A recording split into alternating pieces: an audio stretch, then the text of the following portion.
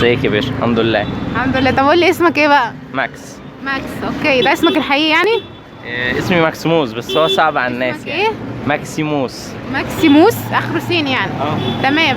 طيب بما ان احنا في نهاية 2023 فقول لي بقى، حققت حاجة من احلام 2023 ولا لا؟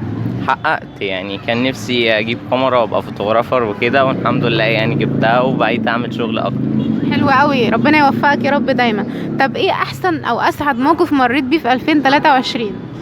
لحظة وانا بجيب الكاميرا بالذات يعني كنت مبسوط جدا كنت يعني. مدبقها من فلوسك طيب؟ اه. حلو قوي. وبابا ساعدني فيها يعني. ربنا يخليهولك يا رب. طيب قولي بقى، المكالمة اللي جات لك الساعة 12 بالليل أول السنة اللي هو يوم رأس السنة، الشخص ده لسه موجود معاك دلوقتي ولا أصلا ما جاتلكش مكالمات ولا يعني؟ احكي لنا يعني. لا لسه ما كنتش بفكر في الحاجات دي يعني. مستني يعني حد؟ اه.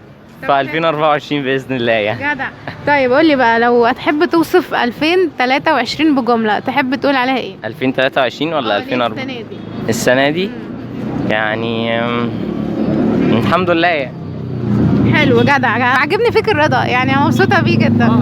طب طلعت بحد في 2023؟ اه الحمد لله. مين؟ مش شرط يعني، عادي. ماشي يعني.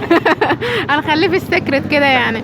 طيب وجه حاجة بتتمناها من 2024 يعني، أمنية. ان الشخص اللي انا طلعت بيه ده يدنه معايا يعني. يا رب ان شاء الله. احنا بنشكرك جدا وبنديك الهدية البسيطة دي، يا رب تعجبك. شكرا. نعم. شكرا.